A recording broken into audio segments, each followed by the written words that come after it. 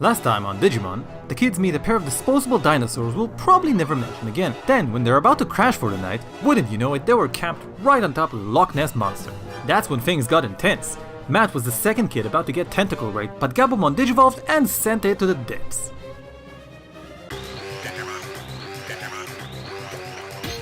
The Digivolution is up and running. Did you see? Did you hear? Did you know what's coming? A Digi Destiny starts today. Let me hear you say. So today the kids are walking in the forest of driver instructor heaven, but something is looming overhead. Admit it, my alien theory is becoming more plausible. You tell him, Izzy. TK almost falls, or almost gets bitten by a snake?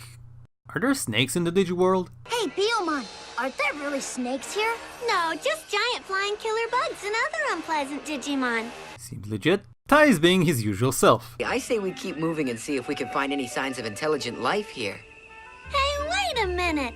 Is he saying that Digimon are not intelligent? Is that what he's saying? Ha ha ha ha ha. Yeah, that's exactly what he's saying. Sora is overthinking stuff and almost gets left behind as the kids move right along the forest of irrelevant road signs. The flying gear flies by and crashes into the mountain. Okay, and then the kids find themselves in a desert full of disconnected telephone poles.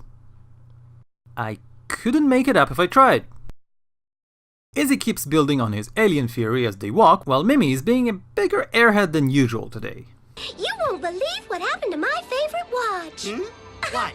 The sun melted the numbers right off. Maybe it's the heat. Joe thinks it's the heat. That's it! Doomed! The heat has baked our brains and we're all gonna end up like roasted piglets! But what does Tai think about this? Holy shit, Mimi, what the fuck? At least give us a warning before going off like that.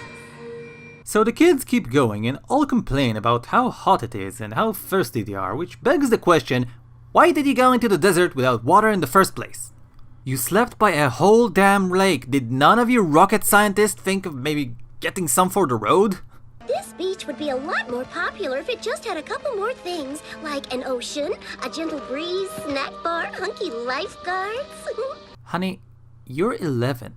As they're about to make the smart idea and go back to the forest, Tai notices an oasis in the distance. What the hell is the magnification on that thing? Meanwhile, back on the mountain, the flying gear goes right into the chest of the Human Torch, and Jesus Christ, that must hurt! Back to the group, where they found a whole village of Yokomon around a lake with a shipwrecked ship. Oh my, I would just love to take one home and put it on my bed with all my other stuffed animals. Is she inferring these Digimon are stuffed animals? Do you think Mimi hears the same things we hear? I'm not sure anymore. Maybe she's an alien spy. Well, Izzy, I guess you'll have to try and probe her for information. Wink. Biomon relays to the Yokomon how human beings are basically the steroids of the Digiworld, while Sora sits there eavesdropping and not making a lick of sense. When she had to protect me, power came flowing through me. I didn't Wait know a what it sec, was. now I get it. That's why she's always following me All of a around. sudden I realized I had Digivolved. They Digivolved for us. We're lucky kids. You remember how I said last episode I hope the next one has better character consistency? This is not it. The Yokomon invite them to stay for lunch, and for some reason having the lake behind you is not enough to stop TK from gasping at the fresh water fountain. Water? Look, everybody! A fresh water fountain! Hooray! The fresh water comes from a nearby mountain where our Human Torch friend is having an understandable tantrum, and how in the hell are their faces not melting? And how is that short burst of fire enough to vaporize the whole lake? And how is putting your hands back in there a good idea? I know they're 11, but Jesus Christ, the sheer amount of stupidity in this episode is off the charts. They somehow decide that tiny gear coincidentally crashing into the mountain is probably what's behind all this. Bit of a leap of logic, but okay. The Yokomon say the mountain is guarded by a hideously dangerous fire Digimon, and whoa, what the hell is the magnification on that mini-glass? Seriously, what? This is like some military grade stuff. I'm burning too hard! Meramon is a fiery Digimon. There's no reason he should be in pain from his own flames. That's his nature. Did Palmon hear him talk? Are you destroying my fourth wall, you bastards? This is weird. He's crying. There is no way in hell that he either saw or heard him crying from that distance. Everybody freeze! Everybody freeze? Why? Oh Freeze! And run! What the hell was the purpose of freezing then?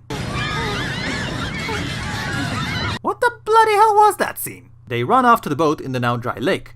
Not sure when they came up with that idea, but okay. Biyomon stays at the top to direct the stream of pink stuff, and as Miramon approaches, she does what every school counselor says you should do about bullies. Go away, Marilyn! Leave us alone! We're not bothering you! With about the same effectiveness it has in real life.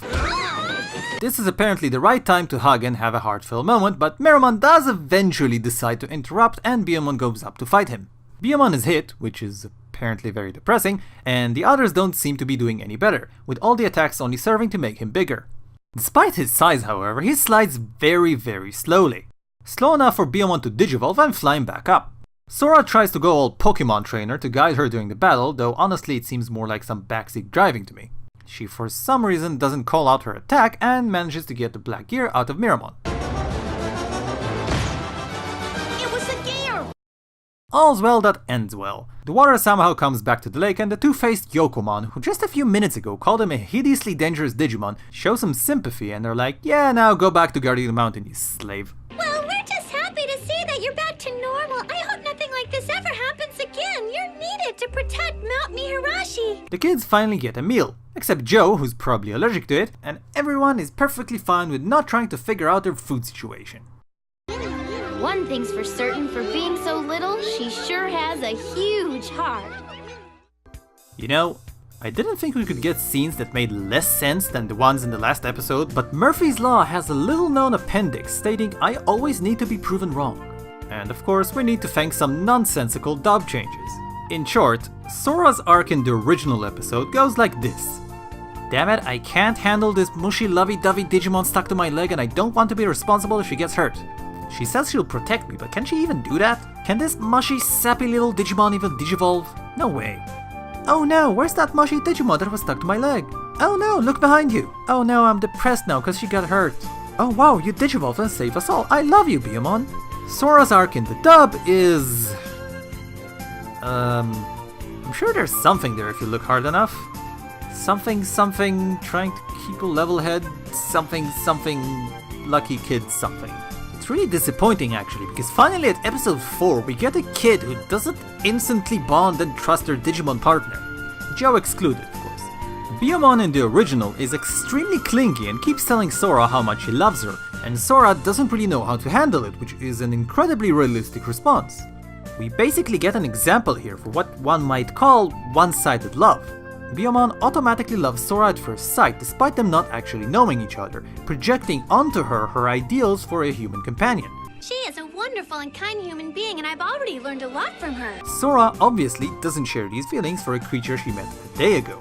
She tries being nice to her and tolerates this behavior, but it's only after Biyomon literally puts herself in harm's way to protect her that she ends up returning some of these emotions. It's the first instance so far that we have for a believable development of a relationship between one of the Digidestined and their Digimon. And the fact that all of this isn't actually present in the dub is baffling. Moral of the story, if you have a crush and she doesn't love you back, fight a flaming champion level Digimon to win her heart. Works every time. Now in this nonsensical scene where he tells them to freeze, they initially try to hear what Miramon is saying and then just kind of freeze in shock for the rest of the shots. It's still stupid, but I can buy a bunch of kids being frozen in fear a lot easier than Sora shouting, "Freeze, don't move a muscle!" Mimi isn't such an airhead in this episode in the original, but we'll talk about her character changes when it's her turn to get an episode. Episode 6 by the way. At least we finally get a hint of plot with the flying gear showing there's something nefarious going on behind the scenes and it's not just Tai pissing off a Digimon. Biyomon's name in the original is Piyomon, from the Japanese onomatopoeia for bird chirping, Piyo Piyo.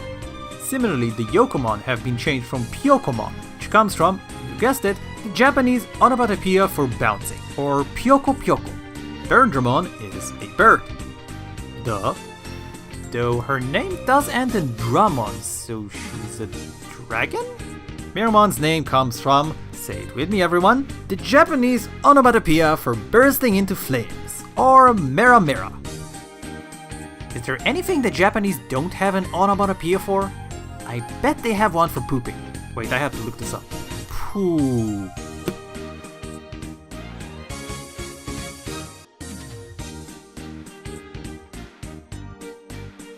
Nothing?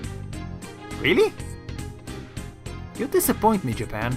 So the dubbed episode 4 was absolutely terrible, but we can only go up from here, right? Right? Find out on the next episode of Nightwize's digital journey. The Digivolution is up and running. Did you see? Did you hear? Did you know what's coming? A Digi Destiny starts today. Let me hear you say. Digimon, Digital Masters, Digimon are the champions. Everybody freeze! Stay very still. You're gonna need more than sunscreen to stop me. Don't move a muscle.